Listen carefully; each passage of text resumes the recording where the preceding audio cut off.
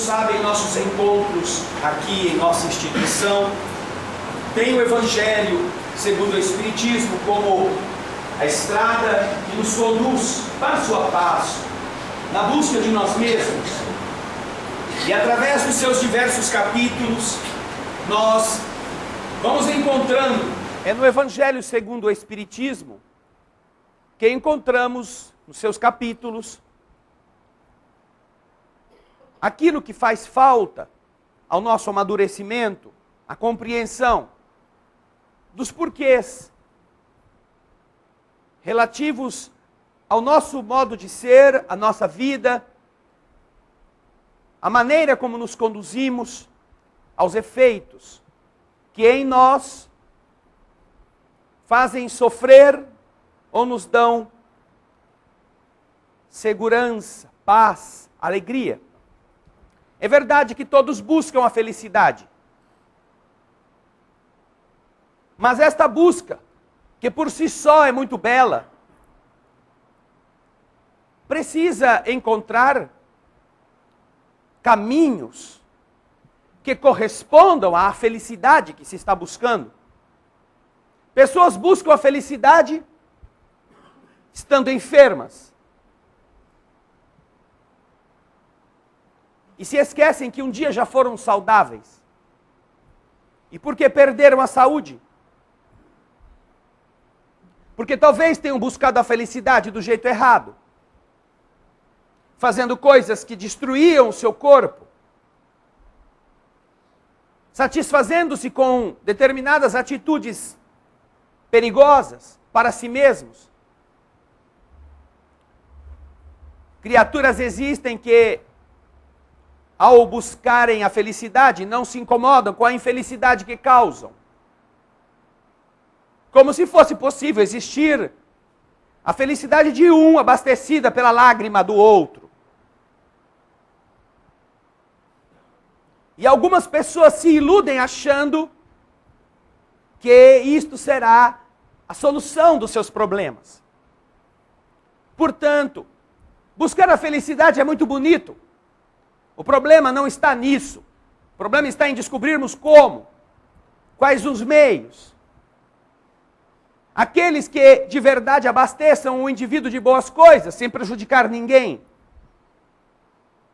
E há pessoas que, estando saudáveis hoje, são tão felizes que outras coisas não fazem do que semearem em si próprias as enfermidades de amanhã, que as levarão para o leito, para a cirurgia, para o tratamento agressivo, porque estavam muito felizes. E tão contentes estavam que abusavam de tudo, sem responsabilidades. É esta felicidade em que nós podemos gozar, mesmo que todos chorem, ela está com seus dias contados na terra. Como estão com seus dias contados na humanidade qualquer pessoa que ainda não tenha avaliado que não é correto ser feliz à custa da lágrima de outro semelhante. Qualquer negociante, qualquer profissional, qualquer chefe de família, homem ou mulher, qualquer cidadão, que com a desculpa da sua felicidade ou do seu direito de ter bens, estiver na humanidade lesando os valores dos seus semelhantes, também estão com seus dias contados na terra. Aqueles que cobiçam mais o lucro do que o bem-estar da consciência, aqueles que sonham construir casas maravilhosas, mesmo que para isso muitos fiquem sem ter onde morar, aqueles que se enriquecem ou enriquecem os seus feudos familiares, desvirtuando recursos, desviando verbas, produzindo do outro lado uma multidão de infelicidades e de sofrimentos, estes também não poderão permanecer no novo mundo. Quando nós então buscamos a felicidade, se é aquilo que nós estamos querendo, se é uma felicidade que corresponda a uma melhora física, que corresponda a um estado mais confortável para nós e para a nossa família, isso é muito justo, é muito lógico. E não há nada que impeça. Tanto que Deus permite que trabalhemos, permite que tenhamos inteligência, coloca plantas que crescem às vezes no jardim da sua casa, que você odeia porque chama aquilo de mato. E ali na porta da sua cozinha está o remédio às vezes para o problema que está te fustigando. Colocado por Deus, abastecido pelo sol, pela chuva, sem que você nunca tivesse plantado. E ainda recebendo de você o descaso, ou a agressão do enxadão, da faca, porque onde já se viu nascer esse mato aqui? Deus é tão generoso que nos dá condições para que consigamos todas as coisas, mas nos ensina a colocarmos limites e a descobrir que a felicidade não está em você ter tudo o que quer, mas está em você ter sabedoria para saber o que quer, para discernir o que é bom para você daquilo que não é. Estamos falando do capítulo 4 do Evangelho segundo o Espiritismo, que qualquer pessoa pode ler em sua casa. Até porque quem não tem o Evangelho poderá tê-lo gratuitamente na internet, no site mensagefraternal.org.br, ele está disponível. Todas as obras básicas da doutrina espírita estão disponíveis para download integral, sem você dizer nem onde você mora, qual é o seu sobrenome, quanto que é o tamanho do seu pé. Basta entrar e fazer a cópia. Este evangelho, no capítulo 4, que hoje nós terminaremos, nos fala de coisas exatamente ligadas a isto. Estamos aqui com uma oportunidade de vida, renascidos. Renascidos. A reencarnação é uma lei natural. Já falamos sobre isso nos temas das semanas anteriores, abordando este mesmo capítulo. A reencarnação é uma lei tão natural como a lei da gravidade. Porque sem a lei da gravidade nós não entendemos o mundo, porque saímos todos flutuando. E sem a reencarnação nós não entendemos o universo, porque Deus perde sentido. Deus deixa de ser aquilo que a gente aprendeu que Ele é. Pai, amigo, generoso, que garante a todos os filhos condições de aprendizagem. Bom, justo, misericordioso. Sem a reencarnação, Deus não é nada disto. Porque se fez cada um para viver uma só vida, deveria ter dado a todos iguais condições. Como qualquer pai ou mãe que está aqui hoje, como a gente sempre lembra, procura fazer com os seus filhos. Você tem 2 filhos. Você não coloca um na melhor escola da cidade e o outro, você compra um carrinho de mão e manda ele na feira pegar o resto de comida e trazer. Você não dá o melhor ao filho que você ama, o melhor prato para que ele coma do seu lado, e o outro você manda comer na cuia do cachorro. Mas é exatamente isso que nós encontramos na vida. Nós comendo em nossas casas, e nossos semelhantes disputando com ratazanas de urubus nos lixões das cidades um pedaço de carne podre.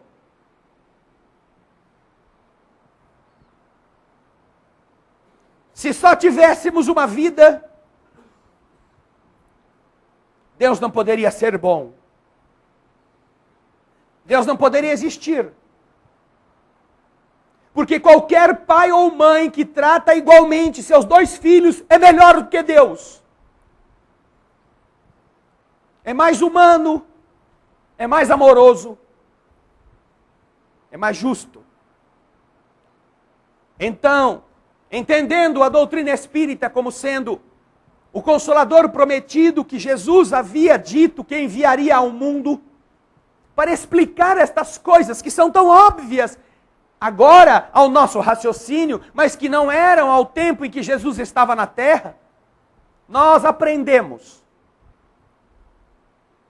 que tão importante quanto é a lei da gravidade, como uma lei natural, a reencarnação é uma lei natural também, que abarca todas as pessoas, de todos os credos, de todas as raças, mesmo no caso daquelas que não acreditem nela. Agora, por que renascemos? Qual é a finalidade da reencarnação? Se estamos então meditando sobre este tema, já que falamos dos outros assuntos nas semanas anteriores, a reencarnação não é somente para você pagar dívida. Muitas pessoas dizem, eu tenho que renascer então porque eu tenho que sofrer. Nada mais justo do que quem fez o erro, corrigi-lo. E nada mais injusto do que a pessoa que comete o equívoco não precisar repará-lo. Você tem um filho na sua casa, seu filho é desleixado, joga todos os brinquedos, e isso é só um exemplo, não existe isso. Joga todos os brinquedos no chão, derruba tudo da prateleira. E aí então, chega na hora de ir para a cama, está aquela confusão, aquele murundum. O que é justo para que ele aprenda? Que o pai ou a mãe façam com que ele coloque o quarto em ordem. Agora, será justo que o pai ou a mãe vão lá pegar todas as coisas do Juninho? Tadinho, agora ele está com sono, tadinho. Eu vou lá guardar tudo para o Juninho. Agora, será justo que o irmão do Juninho seja colocado lá para pegar o lixo, a sujeira, a bagunça que o Juninho fez? Ele que não fez nada daquilo, que não brincou com os brinquedos, que estava estudando no outro quarto, você chama, fulano, vem cá, Carlinhos, vai pegar as coisas que o Juninho jogou no chão. Será justo isso? Nada mais pedagógico. E isso é uma boa lição para muitos pais que estão aqui hoje, que se esqueceram disto, porque uma boa parte hoje dos pais vão pegar as coisas para o Juninho, e o Juninho ainda fala, tem embaixo da cama, tem mais um que você não pegou.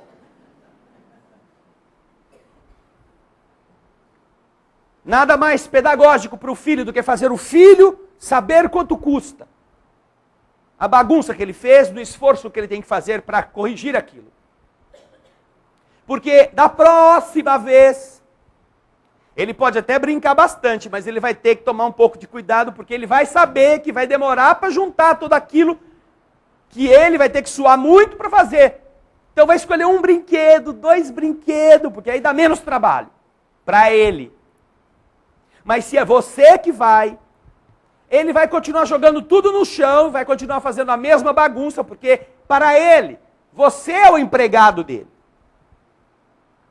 Portanto, a expiação é exatamente isto. Você que teve a liberdade de fazer o que bem entendeu, agora ter o dever de corrigir o que fez. Que não é o dever do seu irmão, não é o dever do seu pai, não é o dever da sua mãe, não é o dever de ninguém. É seu. E quando você, então, se vê diante dos efeitos das suas atitudes, na próxima vez, vai brincar de outro jeito com a sua vida. Vai aprender. Porque aquilo que você, no primeiro momento, teve prazer em fazer, dói para danar depois. Não é gostoso sempre. Então, é uma das coisas que a reencarnação possibilita, não a expiação, porque Deus está com raiva, mas o processo de você que teve liberdade, agora ter a responsabilidade de receber em você o que fez, tanto no mal quanto no bem. Só que a gente não costuma chamar de expiação aquilo que é bom, coisas boas. A gente costuma chamar isto só daquilo que não é bom, das coisas difíceis, das coisas ruins.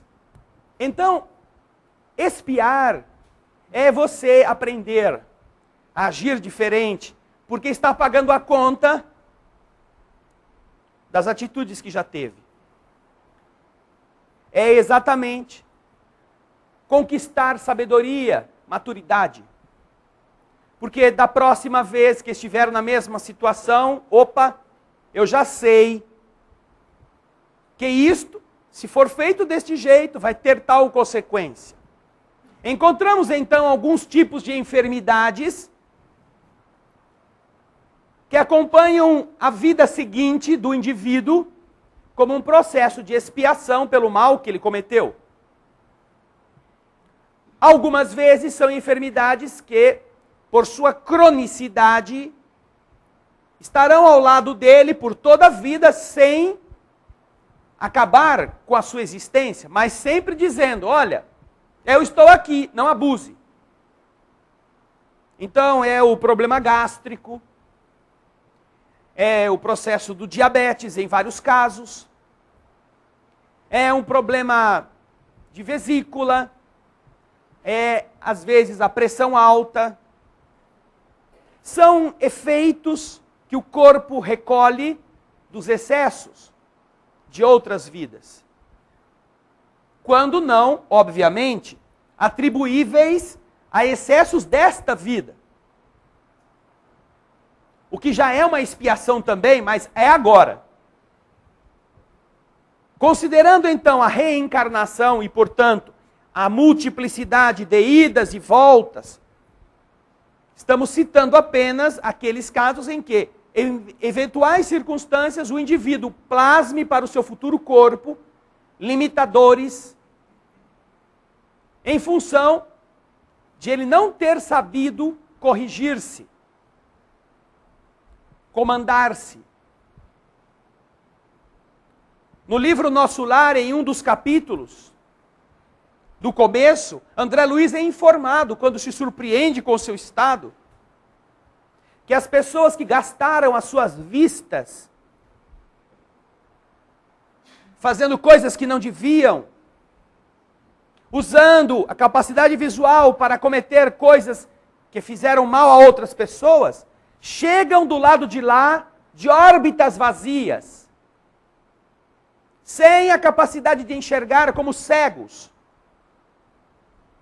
Que pessoas que usaram da locomoção durante a vida física, para que com ela conseguissem realizar seus planos perigosos, prejudiciais, nefastos, são recolhidos depois da morte como indivíduos que amputaram em si mesmos os membros. E muitos deles são recolhidos pelos espíritos amigos na condição de aleijados. Os que se perderam nas torturas do sexo, achando que isso é da natureza humana e tudo pode, chegam do lado de lá como alucinados, como criaturas enlouquecidas, de tal forma graves, que são colocados em pavilhões isolados, que nem André Luiz teve condições de ingressar lá para contar como era para nós. Estes indivíduos que se mutilaram a si mesmos pelas condutas, precisam aprender a fazer diferente.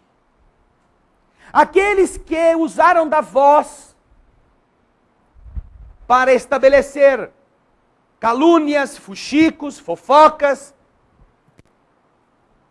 com a sua palavra, destruindo o equilíbrio de famílias, de pessoas, aportam ao mundo espiritual depois da desencarnação, no estado de mutismo, sem conseguirem articular a palavra que eles usaram como arma, não como bênção. Mas isso não é punição divina. Não, isso é escolha nossa. Ninguém pode pensar que o bebum que encheu-se de álcool tenha a sua cirrose hepática atribuída à vontade de Deus. Deus é culpado por ele ter um câncer de fígado, ou pelo seu fígado estar se desfazendo, porque Deus é mau. Não é ele que foi encher a cara. Esta visão infantiloide só pode existir na mente despreparada para pensar, para assumir suas responsabilidades. Portanto, na mente infantil do ser ainda não amadurecido.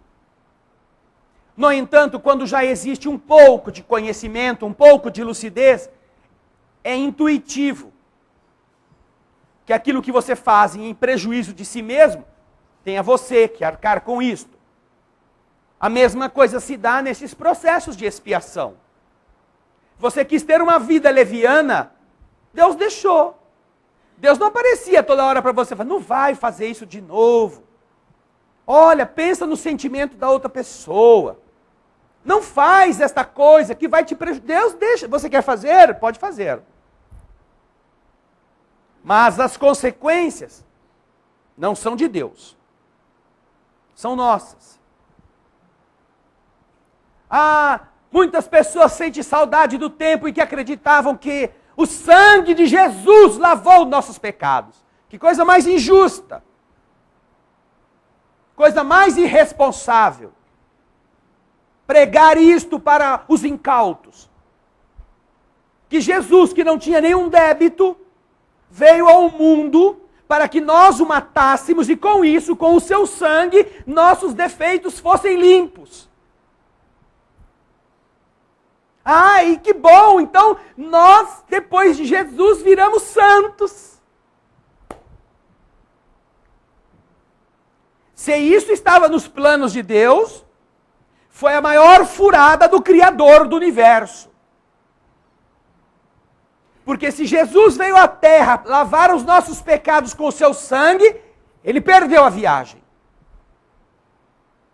Basta olhar o que nós somos.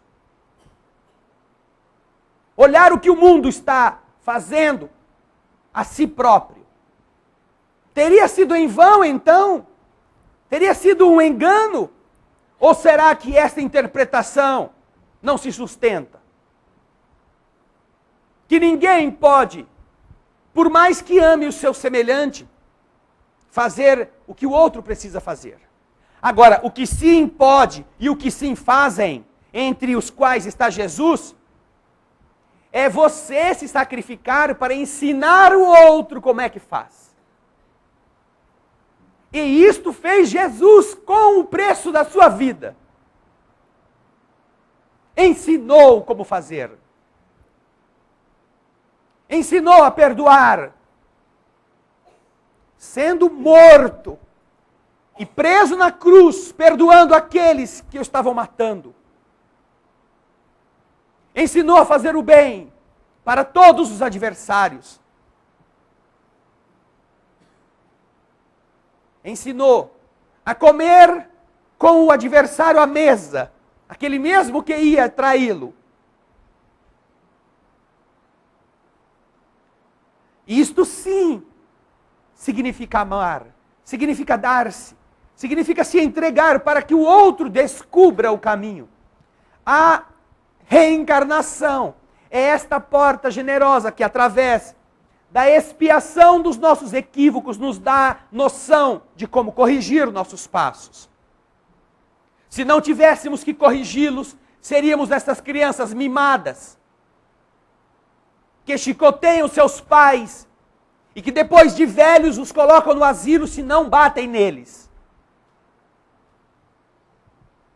Mas, com o processo da reencarnação, nos dando a chance de corrigir o que fizemos de errado, para que inferno? Para que sofrer eternamente?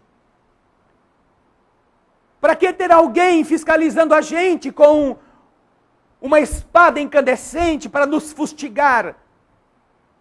Se dali não adianta a gente fazer nada, que a gente nunca vai sair. Não! Com a reencarnação e com o entendimento de que a dor que nós estamos sentindo em qualquer área da nossa vida, na familiar, na profissional, na afetiva, na região do nosso corpo, não importa qual seja a dor, ela está ali como nossa amiga, como nossa disciplinadora, como aquela que nos vai fazer corrigir o que já fizemos de errado. Portanto, não é como vingança. E todas as pessoas que entenderem isto, se ajudarão a superar mais depressa essa etapa. Compreenderão que aquilo é um benefício. E longe de cultivarmos o sofrimento como masoquismo, já que não podemos fazer nada, que aquilo está conosco, vamos aproveitar, vamos tirar o melhor daquilo para nós. Quando a expiação é entendida desta forma, você resgata e espíritos amigos aliviam a carga na medida em que você vai crescendo, que você vai sustentando a luta. Mas não é só para expiar que nós estamos no mundo. Não. Tolo é aquele que pensa que Deus só tem na reencarnação esse objetivo. E as pessoas que não cometem o mal? Então, graças a Deus que agora eu sou bonzinho, eu não faço nada, não mato nem formiga. Então agora eu não vou precisar mais reencarnar. Vai. Não tem escapatriz. Vai ter, mas o que é que eu fiz? Não fiz nada de mal, nem chutava a barriga da minha mãe quando eu estava lá dentro, para não machucar ela. Quando nós estamos no mundo espiritual, nós que já vivemos muitas vidas e que ainda temos o objetivo de seguir adiante no caminho evolutivo, nós observamos em nós, naquilo que somos, certas coisas que ainda não estão do jeito que a gente queria.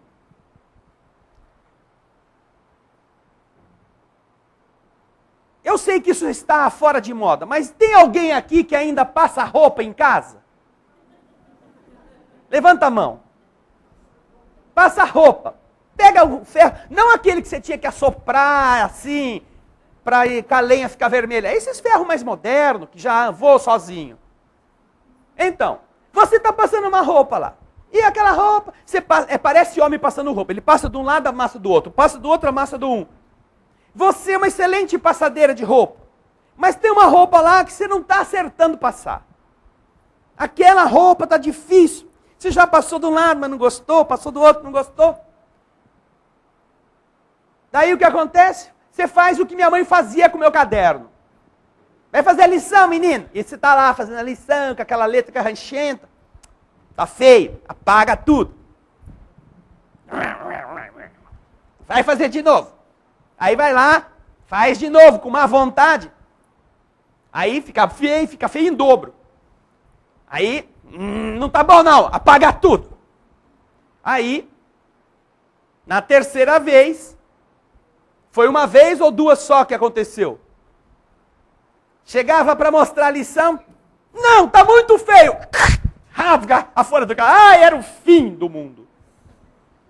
Porque além de tudo, você ainda tinha que copiar a lição de novo. O que era uma tragédia multiplicada.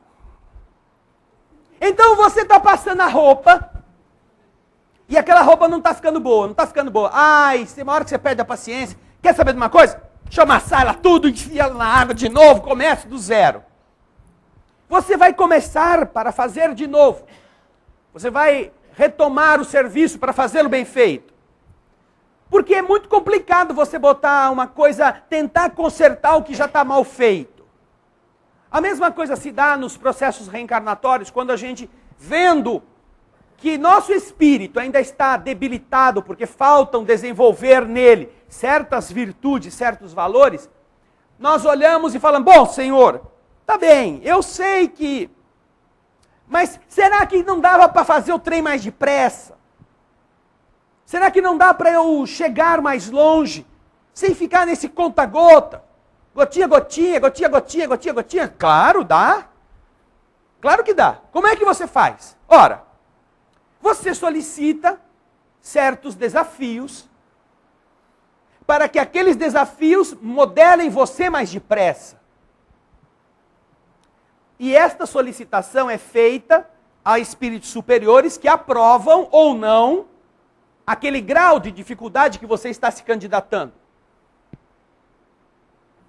Se você vai ficar numa empresa e para subir de posto vai levar 10 anos fazendo o mesmo serviço, talvez seja mais fácil você chegar para o seu chefe e falar assim, ô chefe, eu não vou aguentar ficar 10 anos fazendo isso aqui, só para depois de 10 anos ter uma promoção. Não tem um outro jeitinho?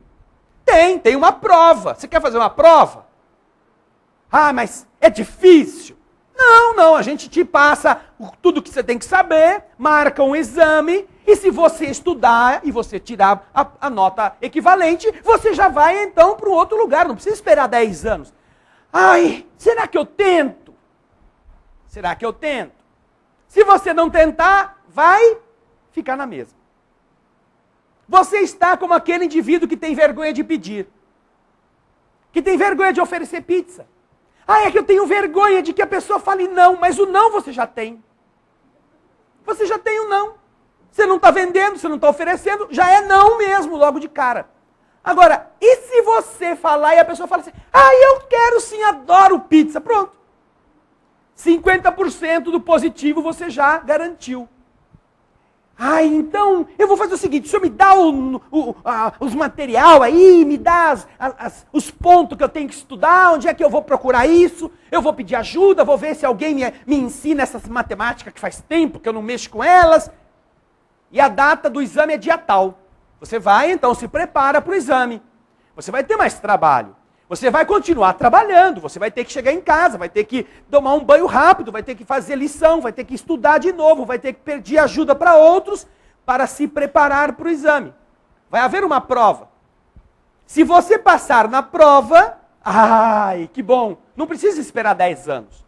Então, a reencarnação possibilita que as pessoas possam galgar degraus mais avançados se passarem por certas provas que elas pedem. Deus não impõe. Somos nós quem pedimos determinados sofrimentos, determinados desafios, determinadas coisas difíceis em nossa estrada, para que graças a isto a gente, economize tempo e possa ganhar em evolução aquilo que duraria talvez séculos, em algumas décadas. Nós temos no livro Pontos e Contos uma história muito bela de uma entidade chamada Diana, que ela levou 9 encarnações, 9, quase 1000 anos para lutar contra 3 defeitos, só.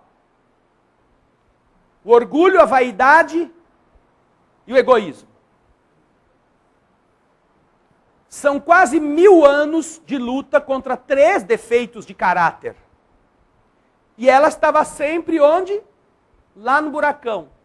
Porque sempre errava, sempre fazia as bobagens, sempre se comprometia. Até que um dia uma entidade luminosa visitou os abismos e vendo o seu estado degenerado, falou com ela, minha filha, eu já estive aí onde você está. Era uma estrela divina que estava indo lá resgatar seres. Mas como é que a senhora saiu daqui? Ora, minha filha, eu pedi e Deus me concedeu uma só encarnação onde eu pudesse enfrentar estes inimigos. Mas como é que a senhora conseguiu? Eu pedi, diz a entidade luminosa, que Deus me deixasse renascer e ser mãe destes mesmos espíritos monstruosos que estão no abismo. E durante 70 anos eu sofri com criaturas mal formadas que eu tinha que atender, com seres que estavam na terra como meus, como carne da minha carne, que eu precisava amparar. E graças a este esforço de 70 anos, eu consegui quitar as minhas dívidas. Você já imaginou o que significa para alguém que já havia perdido 900 anos? Conseguir vencer aquilo que não foi vencido em 9 vidas, em uma única de 70 anos? Poxa vida! Isso será uma bênção. Ela titubeia, ela fica em dúvida, mas o Espírito a fortifica, o Espírito a estimula, o Espírito a sustenta. E ela renasce. Renasce e recebe 4 espíritos. Daquelas entidades que precisavam de mãe para expiarem suas faltas. Entidades que estavam no abismo. Que precisavam de uma vida de dor para resgatar seus erros. Mas que não encontravam o útero disponível nas mulheres de bem, que queriam ter a sua evolução ao lado de espíritos melhores, como seus filhos. Ela então recebe 4 criaturas monstruosas. E durante 70 anos os acompanha na vida. Alguns vão morrendo pelo caminho, mas o último fica com ela até que ela mesma desencarne. E quando isso acontece, ela finalmente tinha vencido os 3 adversários cruéis. Prova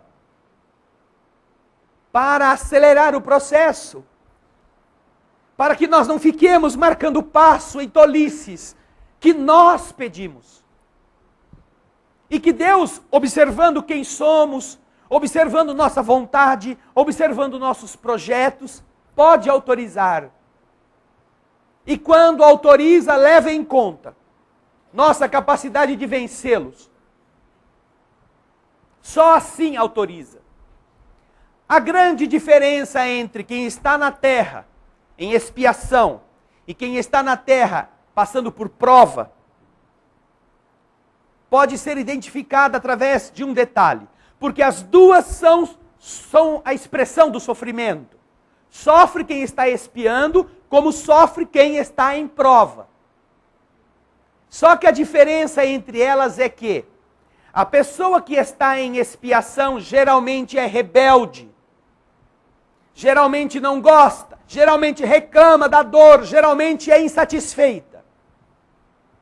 Porque está recebendo, como o Juninho lá, a punição do pai. Vai limpar tudo. E ele tem que fazer com a cara feia, jogando as coisas dentro do balaio, com raiva. Mas ele tem que fazer. Mas o outro não. Quem está passando pelo sofrimento, na condição de prova, geralmente é uma criatura resignada. Dessas almas que às vezes doentes por uma vida inteira, abençoam os que cuidam delas e ainda servem de exemplo, de paciência para os outros. Que aprenderam a vencer a falta de coragem, enfrentando todos os dias as picadas de injeção e agradecendo a Deus existir um medicamento que possa ajudá-la na superação dos seus problemas. A diferença entre quem está expiando, de quem está sofrendo por ter solicitado isto, é a resignação. Geralmente o rebelde está recebendo a carga daquilo que ele fez de mal e que ele não gosta. Mas quem está em prova, está tendo a chance de, aguentando aquilo, estudando e passando, poder avançar mais depressa. Poxa, que interessante, já são 2 coisas que a reencarnação serve. É, para 2 coisas, mas tem muitas outras. Para que mais serve a reencarnação? E se você já tiver, não mais precisando de provas, você já conquistou aquilo que estava esperando nesta etapa evolutiva, para que mais serve a reencarnação? A reencarnação serve como missão. Antes de nascer, você tem uma pessoa, você tem um grupo de pessoas, você tem em você um ideal, um objetivo, Você se preparou, você se desenvolveu, você se apetrechou de conhecimentos. E o seu sonho é conseguir criar condições para que determinadas coisas erradas sejam consertadas. Então, você pode solicitar a Deus que te dê a missão de vir ao mundo para trabalhar neste projeto. Que missão mais linda é aquela daqueles que ensinam os outros. Aliás, está no livro dos Espíritos. A missão do homem encarnado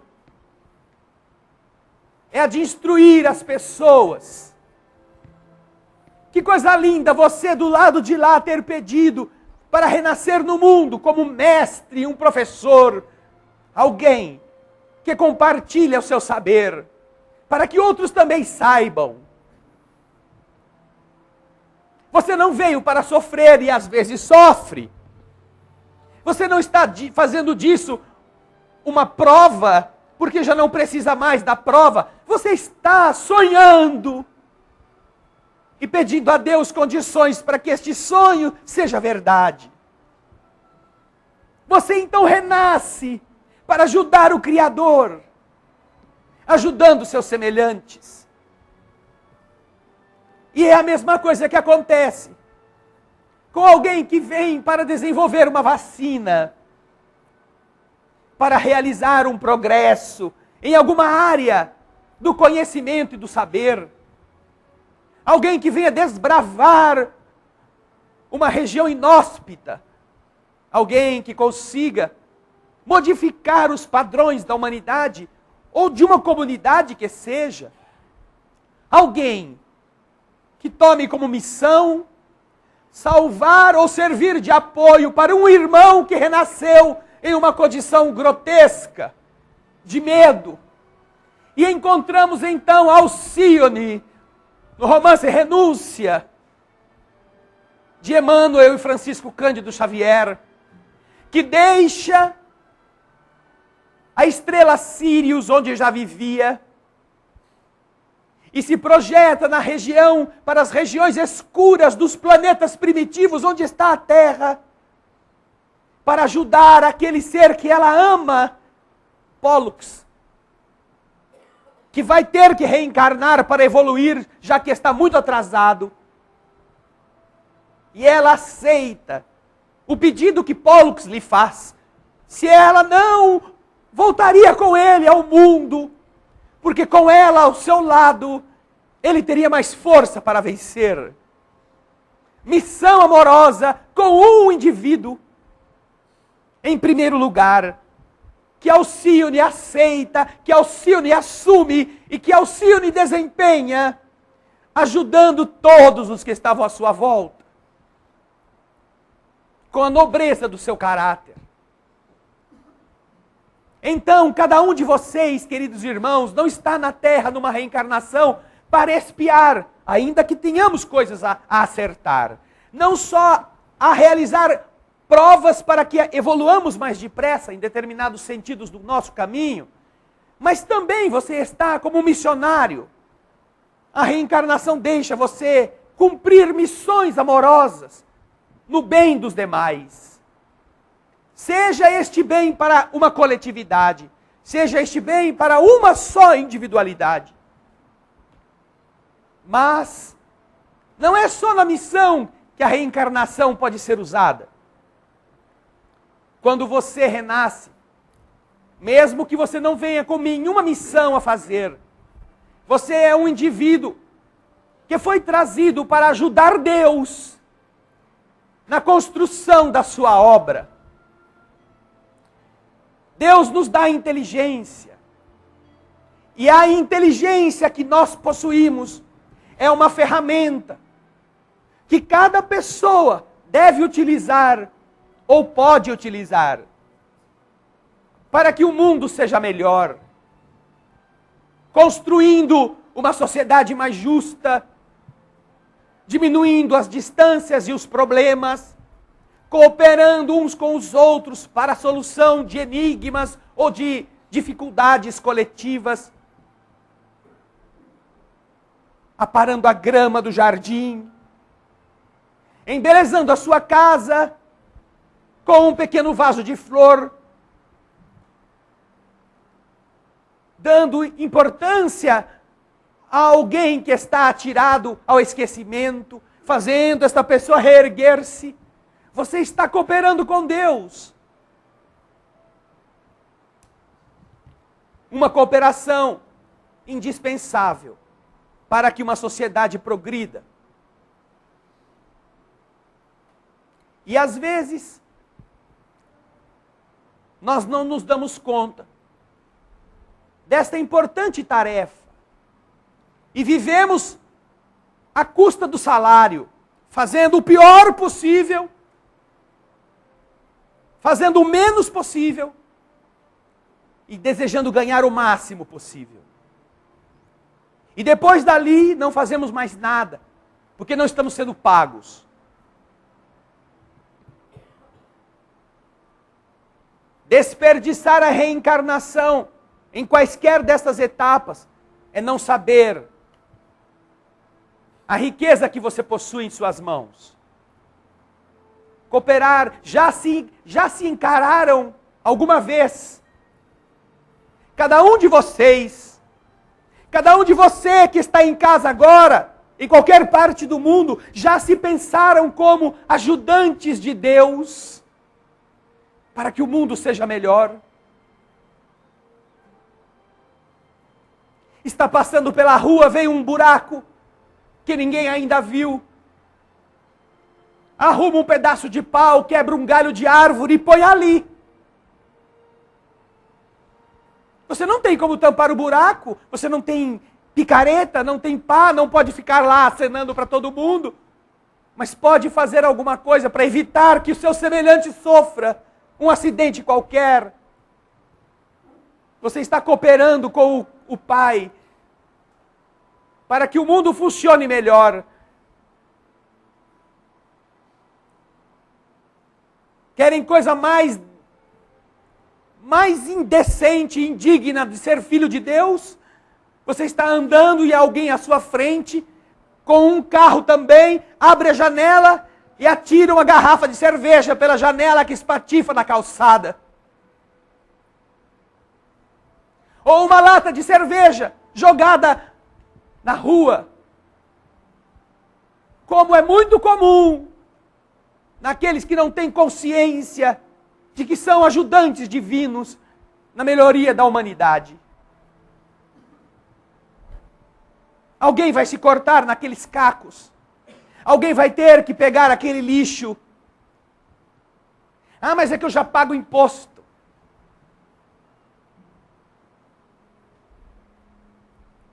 Essa é a desculpa que nós damos para empurrar para os outros a responsabilidade de ser civilizado, que se espera de qualquer pessoa que tenha um pouco de decência, ou que pelo menos saiba o que está fazendo no mundo. Será que ao fazer isso você está ajudando Deus com alguma coisa? De alguma maneira? Será que quando você dá dinheiro para a igreja você está ajudando Deus? Se depois que você dá o dinheiro para a igreja você pisoteia um pobre mendigo na praça? Já dei para Deus lá na igreja, problema seu agora, vai falar com o padre. Tem alguma coisa errada nesse modo de entender as coisas. Mas a reencarnação não serve só para isso. A reencarnação ajuda a gente a desenvolver a inteligência. A desenvolver a inteligência e a purificar o nosso sentimento, a nossa moral. Porque enfrentaremos dificuldades. Teremos que arrumar um jeito. Aquilo que o povo fala, eu vou ter que dar os meus pulinhos, porque o trem está ficando preto. E desde que seja honestamente, quantas pessoas não se desenvolveram profissionalmente, intelectualmente, depois que perderam o emprego? Depois que estiveram no mundo passando por deficiências físicas? Ou que tiveram que ser tocados por desafios morais? Quantas mulheres empresárias não se tornaram assim depois que os maridos as abandonaram, lhes fazendo esse favor? E tiveram que ter essa coragem de enfrentar as dificuldades e criar os filhos. E tiraram delas mesmas aquilo que estava lá dentro e elas não sabiam. Quando você renasce, a sua inteligência vai sendo modelada pelas dificuldades. E o seu espírito se transforma. Aquilo que você apreende no ensinamento, você não esquece nunca mais. Passa a fazer parte do seu eu. Não importa que tenha sido apenas cozinhar, ou que tenha sido um serviço que os homens não valorizam. Não importa isto. Você sairá da terra com a inteligência mais desenvolvida e também, se for inteligente, com a transformação moral, que só a reencarnação nos permite fazer, por nos colocar diante dos nossos equívocos, nos dando as opções de mudar aquilo que nós queremos. Desenvolvemos a inteligência, desenvolvemos a nossa moral. Poxa, tudo isto, e ainda tem mais uma coisa que a gente faz, entre muitas outras que não dá para falar aqui por causa do tempo. Quando nós renascemos, o renascimento é a oportunidade de nós restabelecermos o nosso equilíbrio mental. Como dissemos, nossas vidas equivocadas produzem tal reação no nosso espírito, que quando chegamos do lado de lá, muitas vezes estamos enlouquecidos. Não aguentamos o resultado das leviandades que nós praticamos. Nos desequilibramos como espíritos. E ficaremos assim até quando? Às vezes, só quando nos perdoarmos é que nós deixaremos esse desequilíbrio e o transformaremos de novo em um ser que esteja centrado, que tenha se desculpado do mal que tenha feito. Então, como corrigimos o mal? Depois que a gente descobre que aquilo que nós fizemos em busca da tal felicidade foi a desgraça de muita gente. Depois que a gente se envergonha, depois que as nossas vítimas surgem diante dos nossos olhos, do lado de lá da vida, nos acusando das coisas que fizemos, e que por causa desse modo, nós nos damos conta de que não fomos boa coisa. Como vamos corrigir isto? Como vamos provar a nós mesmos que nós não somos mais a mesma pessoa? Só quando a gente volta à vida. Não quando a gente vai para o inferno, que não cura ninguém, nem para o paraíso, que não ajuda alma nenhuma. Só quando a gente retoma a vida, é que a gente se perdoa, que a gente se reequilibra, que a gente constrói sobre as ruínas do nosso ontem um outro panorama, um outro presente e um outro futuro. E só quando a gente faz isso, é que a gente volta a ter equilíbrio novamente. Não existe dor maior para a alma do que a da culpa. Tanto que Emmanuel, ensinando-nos a esse respeito, fala a Chico Xavier que alguns centímetros de culpa pesam para o espírito mais que 1 tonelada de sacrifícios. Quando nos vemos então vivos, como conseguirmos nos reequilibrar novamente? Como é que um espírito que se atirou num precipício, onde se estatelou, ou que se jogou debaixo das rodas de um trem, ou que tomou veneno, ou que se deu um tiro, como é que esse espírito conseguirá de novo se perdoar? Recuperar-se? Será um infeliz, por o resto da existência, por toda a eternidade? Onde está a bondade de um pai que não deixa que o filho se recupere?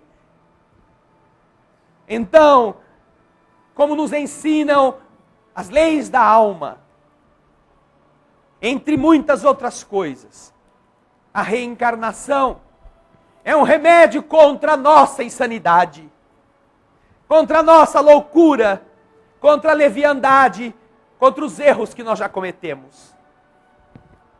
E a gente que só pensava que tinha que renascer para sofrer, por culpa de um Deus maldoso, intolerante, mas que agora, graças ao Evangelho e ao Livro dos Espíritos, pudemos ver pelo menos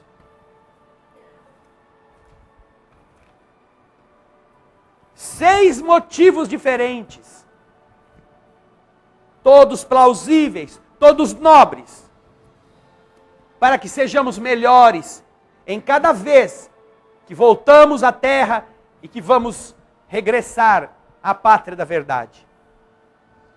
Por isso, não nos ocupemos de pensar quantas vezes eu vou reencarnar. Será que com 10 reencarnações aqui na terra eu já zerei?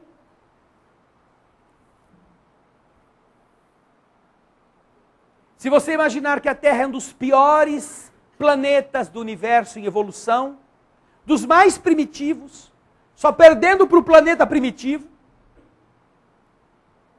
e que todos os outros estão sobre ela, você poderá imaginar que não vale a pena gastar neurônio perguntando quantas reencarnações ainda faltam. Tenha certeza de uma coisa: nós reencarnaremos até que encontremos a perfeição, mas não a perfeição aqui na Terra. Porque a perfeição da Terra ainda é quase nada nos mundos felizes. Reencarnaremos muitas vezes.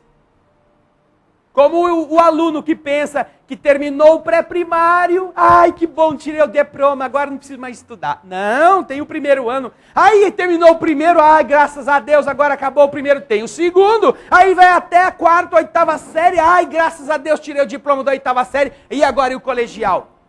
E aí fiz a formatura do colegial, ai que bom, agora não vai fazer uma faculdadezinha? E depois que termina a faculdade, vou arrumar um emprego, mas só tem emprego quem tem 3 faculdades. E aí já está ficando de cabelo branco e diz, escuta aí, você não é da terceira idade? Lá na tal da Unicamp tem faculdade da terceira idade. O que você está fazendo em casa? Imprestável.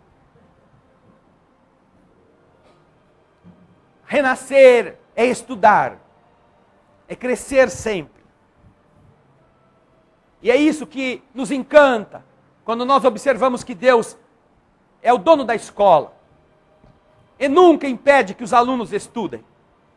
Tem sempre vaga para a gente se matricular novamente. Quem nos ama desse jeito, ah, meus irmãos, quem nos ama assim, quer o melhor para a gente. Pensem nisso, quando se sentarem na sala de passe, para serem abraçados pelos espíritos que amam vocês, que sabem das suas lutas, e que sabem que esta vida vocês prepararam como vencedores, não como derrotados.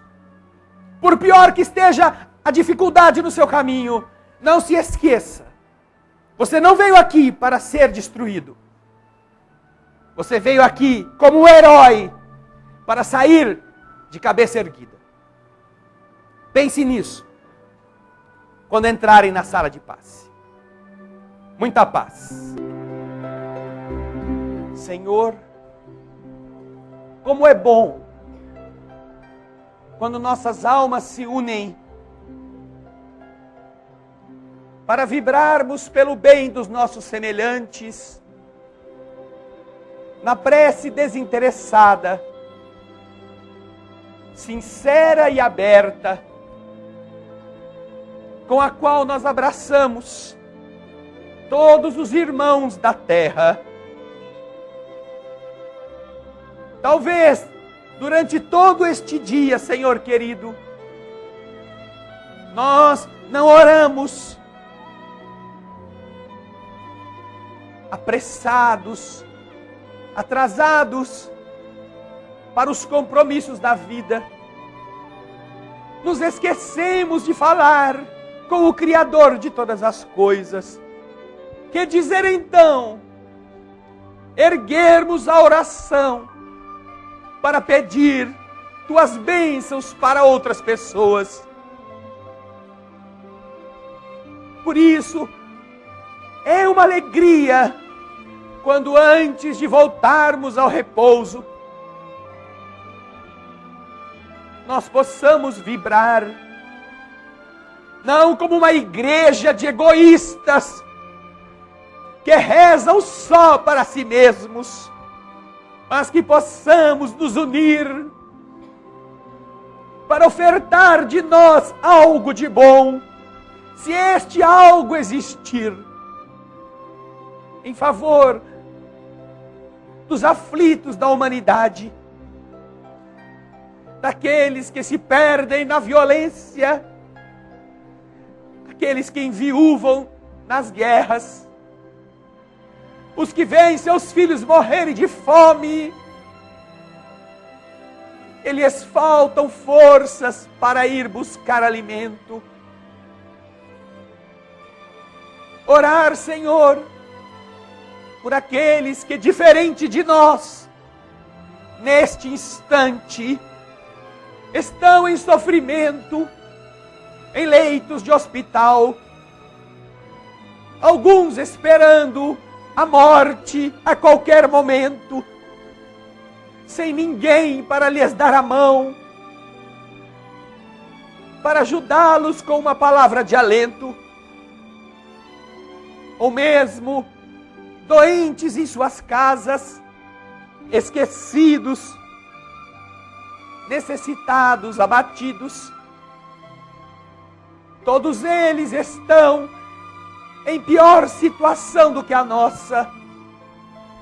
Não importa qual seja a sua religião, nem a língua nacional que eles venham a falar. Não importa a cor, a educação. Importa, Senhor, que eles também são filhos do nosso Pai. E, portanto, nossos irmãos. Pode ser que nesse instante, em muito lugar, muita gente se una para rezar. Mas aqui, Senhor, não rezamos por nós. Queremos te entregar um pouco do amor que estamos aprendendo a sentir. Por isso, através da canção que a gente vai cantar, é que a gente vai te pedir.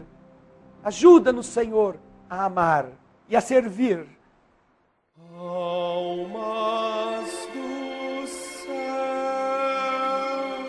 ouvi o doce canto do fundo do coração,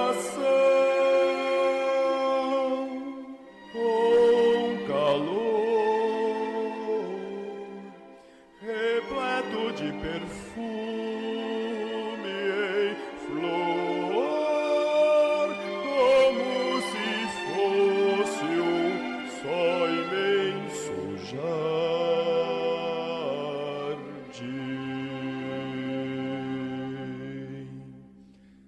É a voz do bem que o Cristo tem para espalhar por toda